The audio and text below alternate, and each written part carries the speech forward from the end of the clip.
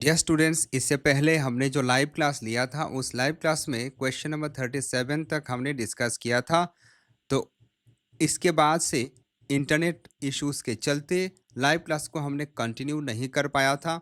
तो question number 37 से आज का यह रिकॉर्डेड वीडियो आपके लिए दिया जा रहा है, जिसमें 2025 का एससीईआरटी आसाम के अंडर जो डिप्लोमा इन एलिमेंट्री एजुकेशन का पेट एग्जाम हुआ था उसी एग्जाम का ये सब क्वेश्चंस है। সংবিধানৰ 106 নং সংশোধনৰ জৰিয়তে দেশৰ মহিলাসকলৰ বাবে কিমান শতাংশ ৰাজ্যসভা তথা বিধানসভা আসন সংৰক্ষণ কৰিছে? What percentage of Rajya Sabha and Assembly seats have been reserved for women in the country through amendment number 106 of the constitution? तो हमारे देश में जो 106 नंबर का अमेंडमेंट हुआ था ना, ये 106 नंबर अमेंडमेंट हुआ था 2023 में, और इस अमेंडमेंट के तहत राज्यसभा की सीट जो है कुल और असेंबली जो सीटें हैं इनमें महिलाओं का प्रतिशत 33 किया गया है। 33% सीट्स महिलाओं के लिए रिजर्व रखने का बात कहा गया है। Therefore option D is the correct answer of this question. Next question, that is question number 38. Whom did Maniram Dewan want to restore in the Ahom monarchy, for which he conspired to start the Sepoy mutiny in Assam? Maniram देवान ने असम में जो सेपोई mutiny यानी कि जो सिपाही विद्रोह का प्रारंभ किया था, उसमें वो किस आहूम राज्य का जो शासनकाल है उसे रिस्टोर करना चाहते थे? तो इस क्वेश्चन का जो सही जवाब है ये ऑप्शन डी हो जाएगा, यानी कि इसका सही जवाब है ऑप्शन डी कंदरपेश्वर सिंह। तो ऑप्शन डी ये वाला कंदरपेश्वर सिंह है इसका सही जवाब है। आगे बढ़ते हैं क्वेश्चन नंबर 39। आप सभी का जानकारी के लिए बता दें कि यह जो आंसर्स हम आपको बता रहे हैं ये हमने बहुत सारे सोर्सेज से रिसर्च करके लाया है आपके लिए। कुछ किताबें भी हैं, इसके साथ साथ एआई भी है। आप जानते हैं एआई का भी ज़माना है, वेबसाइट्स को हमने खंगाल करके लाया है। बस आप सभी से गुजारिश है, ये चैट जीपीटी का आंसर जो है इनको बिलीव मत करना, विश्वास मत करना, ठीक है। गूगल से आप जेमिनाई से सर्च करके बाकी एक दो इधर उधर का जो प्राइवेट वेबसाइट्स है उनमें भी जाकर के आप देख करके क्रॉस चेक कर लेना, और कुछ किताबों से भी हमने क्रॉस चेक किया हुआ है।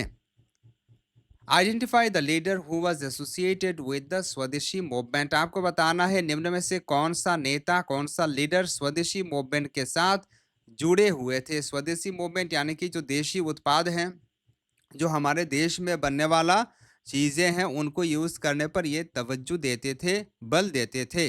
बंकिम चंद्र चटर्जी, लाला लाजपत राय, भगत सिंह, उमेश चंद्र बनर्जी। तो इस क्वेश्चन का सही जवाब हो जाएगा ऑप्शन बी, लाला लाजपत राय जी इस मूवमेंट यानी कि स्वदेशी मूवमेंट के साथ जुड़े हुए थे। अर्थात इनका भी कहना था कि हमारे देश में सिर्फ और सिर्फ जो देशी चीज़ें हैं उनका प्रयोग करना चाहिए। चलो आगे बढ़ते हैं क्वेश्चन नंबर 40। কোনটো মৌলিক অধিকারের অন্তর্ভুক্ত নহয়? आपको बताना है which is not included in the fundamental rights। ये राइट्स है, यहाँ थोड़ा गलत स्पेलिंग हो गया है। तो फंडामेंटल राइट में निम्न में से कौन सा शामिल नहीं है आपको बताना है। राइट टू इक्वलिटी यानी कि समता का अधिकार, ये समता का अधिकार एक फंडामेंटल राइट है। राइट टू फ्रीडम यानी कि स्वतंत्र रह करके हमें जीने का अधिकार बिल्कुल हमारे संविधान ने दिया है, तो यह भी एक संवैधानिक अधिकार है, फंडामेंटल राइट है। राइट टू प्रॉपर्टी, संपत्ति का अधिकार, ये एक फंडामेंटल राइट नहीं है। ये स्टार्टिंग में फंडामेंटल राइट था लेकिन अभी ये फंडामेंटल राइट नहीं है। देयरफॉर ऑप्शन सी इस क्वेश्चन का सही जवाब हो जाएगा। राइट टू रिलीजन, ये भी एक फंडामेंटल राइट है according to the constitution of India. ठीक है, चलो आगे बढ़ते हैं। वीडियो को जरूर लाइक कीजिएगा। Question number 41। Which power ruled Assam when the Ahoms came to Assam in the 13th century? 13th century में जब आहूम हमारे आसाम राज्य पर आए तब हमारे आसाम को कौन यानी कि कौन चला रहा था, ये आपको बताना है। तो इस क्वेश्चन का सही जवाब क्या होगा? देखो इसका सही जवाब हो जाएगा ऑप्शन सी, कामोता चुतिया बड़ो भूया काचारी।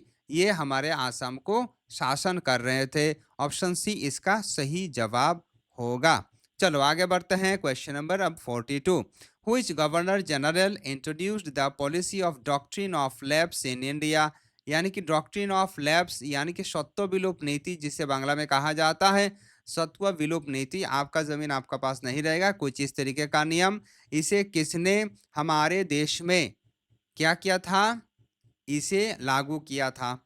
तो इस क्वेश्चन का सही जवाब क्या होगा? लॉर्ड कॉर्नवालिस, लॉर्ड वेलेस्ली, इसके साथ-साथ sir John Shore, Lord Dalhousie. Dear students, इस क्वेश्चन का करेक्ट आंसर है ऑप्शन डी, लॉर्ड डालहौसी।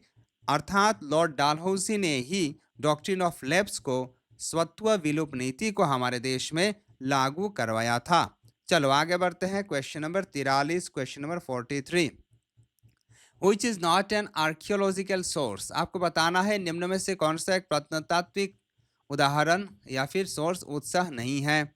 तो इस क्वेश्चन का सही जवाब अगर हम देखेंगे तो ये हो जाएगा ऑप्शन सी, विदेशी पर्यटक जो आते थे उनका जो टोका, वो जो भी लिखते थे, वो जो भी वो नोट बना करके जाते थे, वो एक आर्कियोलॉजिकल सोर्स नहीं है। बाकी पुरानी जो मुद्रा है, कॉइन्स है, उन्हें देख करके हम पता लगा सकते थे कि उस जमाने में पुराने अहोम राज हो गया या फिर इससे पहले, ठीक है, गुप्ता डायनेस्टी, मौर्य सम्राट, इनके बारे में हम कॉइन्स से जान सकते हैं। इसके साथ साथ इंस्क्रिप्शन यानी कि जो पत्थरों में लिखा जाता है, पेंटिंग बनाया जाता है, उन सब से हम जान सकते थे। लेकिन ये विदेशी पर्यटक जो ट्रैवलर लोग आते हैं, विदेशी पर्यटक आते हैं, उनका जो नोट्स है, उनसे हम ये सब नहीं जान पाते और इसीलिए ये आर्कियोलॉजिकल सोर्सेस नहीं है। ठीक है, पेंटिंग भी आर्कियोलॉजिकल सोर्स है। ओके, चलो आगे बढ़ते हैं। Question number 44, which empire was established in Indu as a result of the first battle of Panipat। First battle of Panipat हुआ था 1526 एडी में और इसके रिजल्ट में किस अंपायर का एस्टेब्लिश हुआ था? बिलोबी यानी कि इसे खिलजी कहा जाता है, तुगलक, लोदी, मुगल। यहाँ लोदी होगा, यहाँ स्पेलिंग में कुछ मिस्टेक हो गया है, गड़बड़ हो गया है। तो इस क्वेश्चन का जो सही आंसर है, जो कि हमने सर्च करके पाया है, वो मुगल है। ठीक है, तो मुगल इसका सही जवाब हो जाएगा, option D is the correct answer. आगे बढ़ते हैं। क्वेश्चन नंबर 45, अहमद भक्ति आंदोलन और मुख्य प्रवर्तक कौन हासिल? आपको बताना है असम में भक्ति आंदोलन का जो प्रमुख प्रवर्तक थे, प्रोपेगेटर थे भक्ति मूवमेंट का, वो कौन थे? Who was the main propagator of Bhakti movement in Assam? हेम सरस्वती, श्रीमंत शंकरदेव, रुद्र सिंहा, फुलेश्वरी कुंवरी। तो इस क्वेश्चन का सही जवाब ऑप्शन बी है, श्रीमंत शंकरदेव जी ही असम में भक्ति आंदोलन को शुरू किया था। इन्होंने एक शरण वैष्णव धर्म जो है, इसका प्रचार इन्होंने किया। आगे बढ़ते हैं। क्वेश्चन नंबर 46, কোনখন নদী ব্রহ্মপুত্র নদীর উত্তর পাড়র এখন প্রধান উপনৈ? Which river is one of the northern tributary river of Brahmaputra? Brahmaputra, यहाँ देखो ये खोपुत्र है, ये ब्रह्मपुत्र है। ठीक है, तो ब्रह्मपुत्र नदी का नॉर्दर्न ट्रिब्यूटरी, उत्तरी अगर उपनदी को हम देखेंगे तो वो निम्न में से कौन सा है? देखो, कपिली, पुठीमारी, सोनाई। तो इस क्वेश्चन का सही जवाब है ऑप्शन सी, पुठीमारी। पुठीमारी ये जो उपनदी है, ये एक ट्रिब्यूटरी है, ये ब्रह्मपुत्र रिवर का नॉर्दर्न ट्रिब्यूटरी है। तो ऑप्शन सी इसका करेक्ट आंसर होगा। Question number 47, which dynasty of ancient Kamrupa established its capital at Durjaynagar, present north Guwahati? यानी कि किस राजवंश ने एंशियंट कामरूप में कैपिटल बनाया था, यानी कि दुर्जयनगर में कैपिटल बनाया था, जो कि नॉर्थ गुवाहाटी में है। फिलहाल इसका नॉर्थ गुवाहाटी नाम है। तो इस क्वेश्चन का सही जवाब है ऑप्शन सी, पाल वंश। पाल डायनेस्टी ने इसे बनाया था, तो ऑप्शन सी इसका सही जवाब हो जाएगा। क्वेश्चन नंबर अब 48, do you what do you call the imaginary line that joins the north and south poles over the Greenwich Observatory of London? तो ग्रीनविच ऑब्जर्वेटरी ऑफ लंदन में, यानी कि ग्रीनविच मान मंदिर में जो एक काल्पनिक रेखा है, वो क्या करता है? नॉर्थ को, उत्तरी और दक्षिणी पोल को क्या करता है? जोड़ने का कार्य करता है। उसे क्या कहा जाता है? पैरेलल्स ऑफ लैटिट्यूड, इक्वेटर, विषुव रेखा, द प्राइम मेरिडियन, द्राघिमांश यानी कि मेरिडियन। तो इस क्वेश्चन का करेक्ट आंसर अगर हम देखेंगे तो ये हो जाएगा प्राइम मेरिडियन, यानी कि ऑप्शन सी। आगे बढ़ते हैं। क्वेश्चन नंबर अब 49, Which type of rocks is also known as stratified rocks? आपको बताना है किस प्रकार शिलाओं को रॉक्स को स्ट्रेटिफाइड रॉक्स कहा जाता है, यानी कि स्तरीभूत शिला कहा जाता है। Igneous rocks, sedimentary rocks, metamorphic rocks, extrusive igneous rocks. तो इस क्वेश्चन का सही जवाब है सेडिमेंटरी रॉक्स, यानी कि option B is the correct answer, क्योंकि सेडिमेंटरी रॉक्स ही स्ट्रेटिफाइड रॉक्स के नाम से जाने जाते हैं। Question number 50, how many basic components are there in soil? मिट्टी में प्रधान उपादान क्या क्या है आपको बताना है। माटिर प्रधान उपादान केटा। तो अगर हम मिट्टी का उपादान को देखेंगे तो मिट्टी में खास करके 4 उपादान पाया जाता है। 4 एलिमेंट्स और 4 basic components are there in the soil. And if we talk about these 4 soils, these 4 minerals in the soils are mineral particles, organic matter, और पानी है water and air। ठीक है, चलो आगे बढ़ते हैं। क्वेश्चन नंबर 51, কোনটো কারকে বাষ্পীভবনের হারক প্রতারিত न करे? Which factor does not affect the rate of evaporation? निम्न में से कौन सा फैक्टर पानी में जब हम ज़्यादा गर्म करते हैं तो पानी से क्या होता है, इवापोरेट होता है ना, जिसे बाष्पीभवन कहा जाता है बंगाली में। तो इसका क्या होगा सही जवाब? सरफेस एरिया, विंड, टेम्परेचर, उष्णता। उच्चता नहीं होगा, यह टेम्परेचर उष्णता है, नन ऑफ दिस। तो इस क्वेश्चन का सही जवाब अगर हम देखेंगे तो ये हो जाएगा ऑप्शन डी, यानी कि यहाँ देखो सरफेस एरिया, विंड, उच्चता, उष्णता, सॉरी टेम्परेचर, ये क्या करता है, ये इवापोरेशन को प्रभावित नहीं करता है। ठीक है, इवापोरेशन को ये एक भी प्रभावित नहीं करता है, इसीलिए इसका सही जवाब ऑप्शन डी हो जाएगा। ठीक है, आगे बढ़ते हैं। चलो क्वेश्चन नंबर अब 52, Which gas is not responsible for the greenhouse effect? आपको बताना है ग्रीन हाउस इफेक्ट के लिए निम्न में से कौन सा गैस जिम्मेदार नहीं है, कौन सा गैस रेस्पॉन्सिबल नहीं है? Nitrous oxide, carbon dioxide, methane, oxygen. तो ग्रीन हाउस गैस का अगर हम देखेंगे तो ग्रीन हाउस गैस में ऑक्सीजन छोड़ के बाकी सब इसमें क्या है, जिम्मेदार है। तो ऑक्सीजन इसका सही जवाब होगा, because oxygen gas is not responsible for the green house effect. जो ग्रीन हाउस इफेक्ट प्रभाव होता है ना, इसके लिए ऑक्सीजन जिम्मेदार नहीं है। आगे बढ़ते हैं। Question number 53, on which date is International Day of Forest observed? आपको बताना है किस तिथि पर, किस तारीख पर इंटरनेशनल डे ऑफ फॉरेस्ट, विश्व वन दिवस ऑब्जर्व किया जाता है। तो इस क्वेश्चन का सही जवाब हो जाएगा ऑप्शन सी 21 मार्च। 21 मार्च तारीख को इंटरनेशनल डे ऑफ फॉरेस्ट या फिर इंटरनेशनल फॉरेस्ट डे के रूप में ऑब्जर्व किया जाता है। चलो आगे बढ़ते हैं। क्वेश्चन नंबर अब 53 के बाद 54, Which is the example of displacement reaction? ये साइंस से क्वेश्चन है। तो निम्न में से अपसारण विक्रिया जिसे बांग्ला में कहा जाता है, तो ये जो अपसारण विक्रिया है, डिस्प्लेसमेंट रिएक्शन है, इसका उदाहरण निम्न में से कौन सा है? तो इसे अगर हम गौर से देखेंगे तो इसका जो सही जवाब है ये ऑप्शन ए में है। ये ZnS, ये जिंक का बात बताया गया है, CuSO4Aq, इसके साथ साथ ZnSO4Aq प्लस CuS। ये जो उदाहरण दिया गया है ना केमिकल रिएक्शन का, यही एक डिस्प्लेसमेंट का रिएक्शन है, बाकी वाला डिस्प्लेसमेंट रिएक्शंस नहीं है। देयरफॉर ऑप्शन ए इसका करेक्ट आंसर हो जाएगा। ठीक है, चलो आगे बढ़ते हैं। Question number 55, Which is an example of physical change? निम्न में से कौन सा एक भौतिक परिवर्तन है? তলৰ কোনটো ভৌতিক পৰিৱৰ্তনৰ উদাহৰণ আমাক বিচাৰি উলিয়াব লাগিব? Roasting of iron nails, burning of paper, melting of chocolate. यहाँ और एक ऑप्शन हमें नहीं मिला है।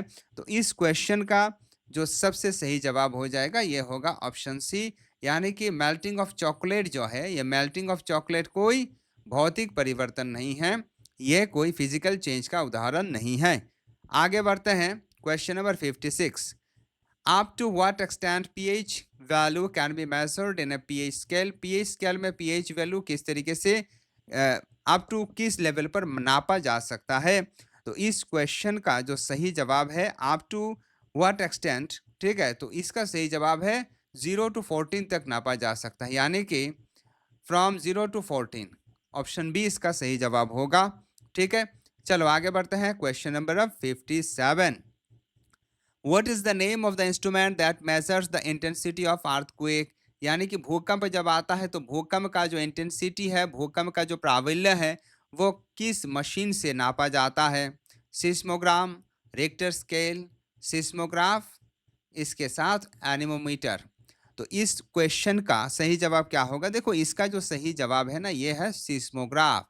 यानी कि सिस्मोग्राफ एक ऐसा मशीन है जिसके माध्यम से अर्थक्वेक का इंटेंसिटी कितना था उसे नापने का कार्य किया जाता है। इसीलिए इस प्रश्न का सही उत्तर ऑप्शन सी हो जाएगा। आगे बढ़ते हैं। क्वेश्चन नंबर अब 58। By which process heat is transferred in an iron rod? किस प्रक्रिया के माध्यम से, किस प्रोसेस के माध्यम से हीट यानी कि ताप, टेम्परेचर, आयरन रॉड, एक लोहे का जो रॉड है, उसमें प्रभावित होता है, एक स्थान से और एक स्थान पर चला जाता है, प्रचालित हो जाता है? Option A convection, option B conduction, option C विकिरण यानी कि रेडिएशन, और option D all of the above. तो इस क्वेश्चन का करेक्ट आंसर हो जाएगा कंडक्शन। यानी कि कंडक्शन के चलते जो हीट का प्रोसेस है वो आयरन रॉड में ट्रांसफर होता है। देयरफॉर ऑप्शन बी इसका करेक्ट आंसर है। Question number 59। Where is the greatest biodiversity on earth found? यानी कि पृथ्वीर सर्वोत्तम जैव वैचित्र्य कत पाया जाए? तो इस क्वेश्चन का क्या सही जवाब होगा? इसका सही जवाब हो जाएगा जो कि अमेजन रेन फॉरेस्ट इन साउथ अफ्रीका, दक्षिण अमेरिकार अमेजनीय बर्खारण्य, यहाँ दुनिया का सबसे बड़ा बायोडाइवर्सिटी पाया जाता है। यहाँ हर एक प्रकार का जीव रहते हैं। आगे बढ़ते हैं। Question number 60।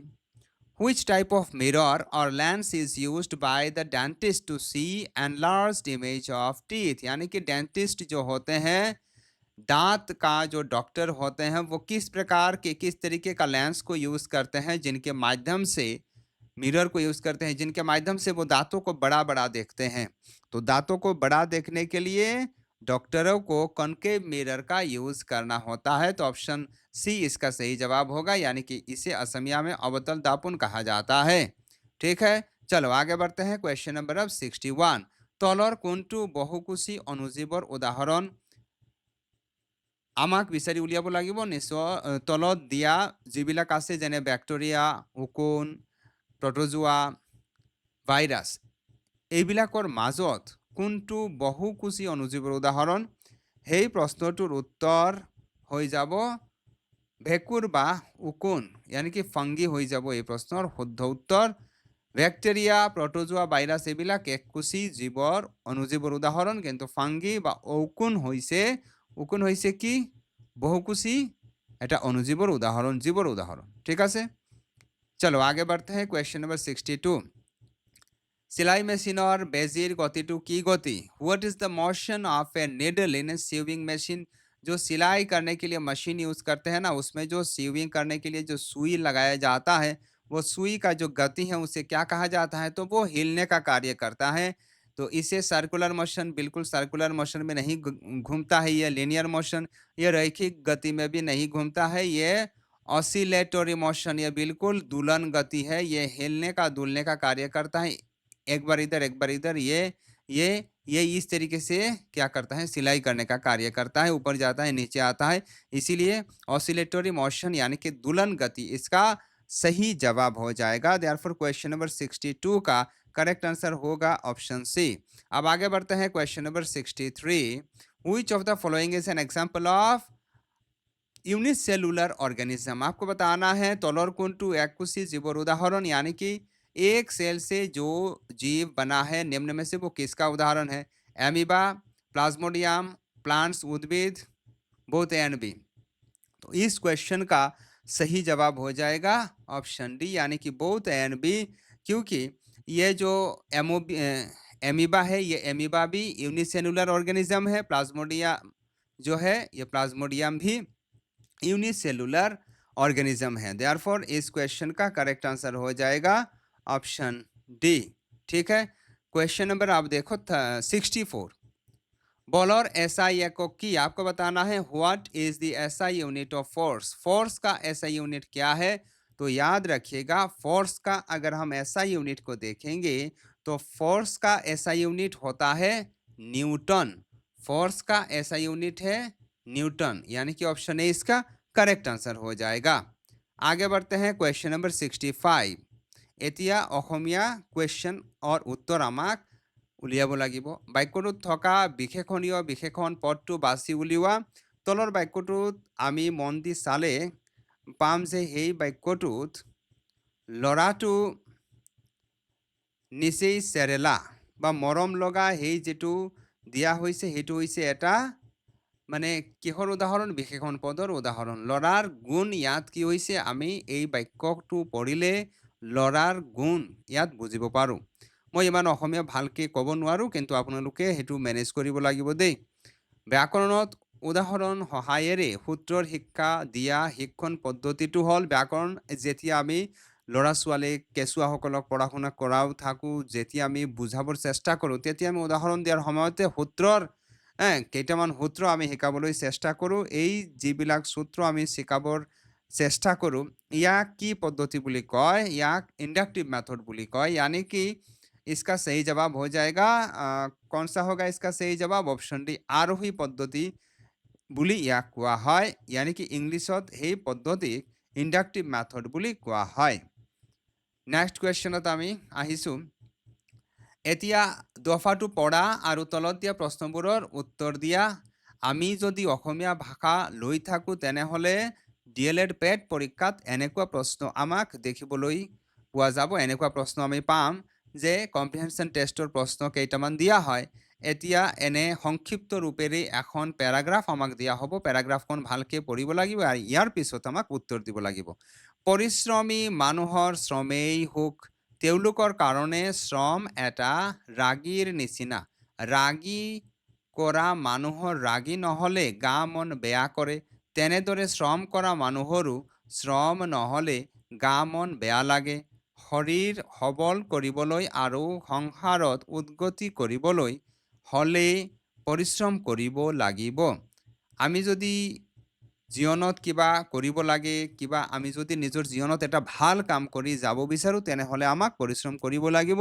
এনে শুই থাকি বহি থাকিলে কাম নহ'ব। ওপৰৰ দফাটোত থকা ৰাগী শব্দৰ অৰ্থ হ'ব। ইয়াত যি ৰাগী শব্দটো লিখা হৈছে, সেই ৰাগী শব্দৰ অৰ্থ আমাক উলিয়াই দিব লাগিব। তেনেহ'লে ৰাগী শব্দৰ অৰ্থ হৈছে ষ্ট্ৰং এটাচমেণ্ট বা পেশ্যন।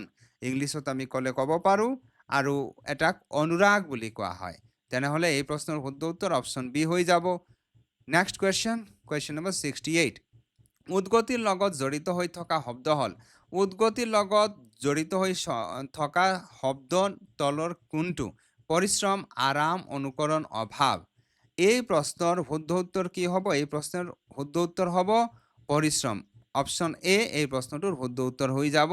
উদ্গতিৰ লগত জড়িত পৰিশ্ৰম। পৰিশ্ৰম মানে হাৰ্ডৱৰ্ক আৰু উদ্গতি মানে হাৰ্ডৱৰ্ক। একে আনৰ চিননিম হয়। Question number 69। দেৱৰ কটা এই জতুৱা ঠাঁচটোত অৰ্থ কি বা অৰ্থ হ'ল দেৱৰ কটা। এই দেৱৰ কটা বা কঁকালত পৰা বা কেঁকোৰা অঙঠা, ইয়াৰ অৰ্থ হৈছে অতিপাত দুষ্ট, বেয়া মানুহ আর কি, মানে এনে বেছি খেলি মেলি কৰি থাকে, এনেকুৱা অতিপাত দুষ্ট হৈ যাব। উত্তৰ শুদ্ধ উত্তৰ। Next question number 70। অন্বেষণ শব্দটো সন্ধি ভাঙিলে হ'ব কি হ'ব? অন্বেষণক যদি আমি সন্ধি ভাঙো তেনেহ'লে কি হৈ যাব? এই প্ৰশ্নৰ শুদ্ধ উত্তৰ অনুযোগ এখন হৈ যাব। এই প্ৰশ্নৰ শুদ্ধ উত্তৰ। দ্যাট মিনছ এই প্ৰশ্নৰ শুদ্ধ উত্তৰ হ'ব অপশ্যন কোনটো হ'ব? ক'বচোন। অন্বেষণ অপশ্যন চিত আছে, অনুযোগ এছন, এনেকুৱা এখন হ'ব। সেই এখনটো নহয়, আসন নহয়, হনু নহয়। শুদ্ধ উত্তৰ হৈ যাব option C. Next question number 71। প্ৰাথমিক পৰ্যায়ত শিক্ষাৰ্থীৰ কাৰণে নীৰৱ পঠনতকৈ সৰৱ পঠন অধিক ফলপ্ৰসূ कारण। मतलब हम जब छोटे छोटे बच्चों को पढ़ाते हैं, छोटे छोटे बच्चों को अधिगम करने का प्रयास करते हैं, तब हमें ज़ोर ज़ोर से बोल बोल के पढ़ाना पड़ता है। और बोल बोल के जब हम पढ़ाते हैं तो इसका ज़्यादा फ़ायदा होता है। तो बोल बोल के पढ़ाने का ये जो प्राथमिक विद्यालय में जो बच्चे हैं, छोटे छोटे बच्चे हैं, उनका क्या फ़ायदा होता है? तो बोल बोल के पढ़ाने से बच्चों का क्या होता है? तो उन लोग को माने नीरव पाठ, नीरव पठन का मतलब होता है जो हम क्या करते हैं, ना बोल के सिर्फ आंखों से पढ़ते हैं, मन ही मन पढ़ते हैं। और हर पठनर जरिए शब्द उच्चारण अनुकूलन करिब पारी। यही है इस क्वेश्चन का सही उत्तर। क्योंकि जब हम स्वर पाठ करते हैं यानी कि बोल बोल के जब हम पढ़ते हैं तो क्या होता है, इस तरीके से हम बोलते हैं तो बोलने से प्रोनाउंसिएशन जो है, उच्चारण शैली जो है, ये भी बहुत ही विकसित होती है, एडवांस होती है। और बच्चों का उच्चारण सही हुआ है या नहीं उसे हम चेक भी कर पाते हैं। ओके, आगे बढ़ते हैं। Question number 72। ইন্দ্ৰৰ সভাত ফেঁচাৰ কুৰুলি, এই ফকৰা যোজনাটোৰ অৰ্থ হল। এতিয়া আমাক এটা ফকৰা যোজনা দিয়া হৈছে। এই ফকৰা যোজনাটোৰ অৰ্থ কি সেইটো আমাক উলিয়াব লাগিব। ইন্দ্ৰৰ সভাত ফেঁচাৰ কুৰুলি, এই যিটো কি বুলি কয় ফকৰা যোজনা, সেইটোৰ অৰ্থ হ'ল গম্ভীৰ সভাত অপদাৰ্থ মানুহে বক্তৃতা দিয়া। এখন খুব অত্যন্ত গম্ভীৰ সভা আমি আৰম্ভ কৰিছোঁ, সভা পাতিছোঁ। ইয়াত অপদাৰ্থ মানুহে আহি বক্তৃতা এনে খেলি মেলি কৰি এনে কিবা কিবি কৈ আছে, সেইটোক ইন্দ্ৰৰ সভাত ফেঁচাৰ কুৰুলি বুলি কয়।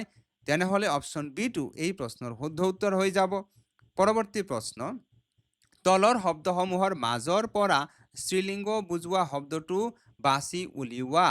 निम्न में से जो स्त्रीलिंग इंडिकेट कर रहा है वही हमें फाइंड आउट करना है। तलर शब्दবোৰ হৈছে সূৰ্য, পৃথিৱী, চন্দ্ৰ, শনি।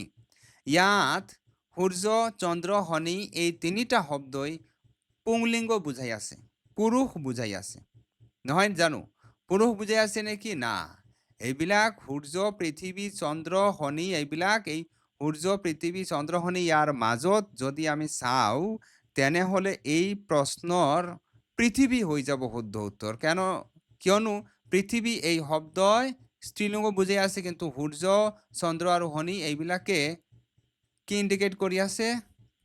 পুংলিংগ, পুৰুষ বুজাই আছে। সেইকাৰণে অপশ্যন বি এই প্ৰশ্নৰ শুদ্ধ উত্তৰ হৈ যাব। নেক্সট প্ৰশ্ন, কুৱেশ্যন নম্বৰ 74। অসমীয়া ভাষাত থকা স্ত্ৰী প্ৰত্যয়ৰ ভিতৰত অন্যতম স্ত্ৰী প্ৰত্যয়টো হ'ল। যিবিলাক স্ত্ৰী প্ৰত্যয় আছে এইবিলাকৰ ভিতৰত অসমীয়া ভাষাত আন এটা বা অন্যতম এটা স্ত্ৰী প্ৰত্যয় কোনটো আমাক বাছি উলিয়াব লাগিব। কিবা কোনো প্ৰশ্নৰ উত্তৰ ভুল কৰিলে আপোনালোকে কমেণ্ট কৰি আমাক জনাই দিব। অসমীয়া ভাষা আপোনালোকে শুনি গম পাইছে কিমান ধুনীয়াকৈ আমি অসমীয়া ভাষাত কথা পাতি আছোঁ। ঠিক আছে, আপোনালোকে যদি কিবা মিষ্টেক পায় তেনেহ'লে আমি বৰ উপকৃত হ'ম, আপোনালোকে ক'ব দেই। এই প্ৰশ্নটোৰ শুদ্ধ উত্তৰ আমি এনে ৰিচাৰ্চ কৰি আনিছোঁ, অনি হৈ যাব।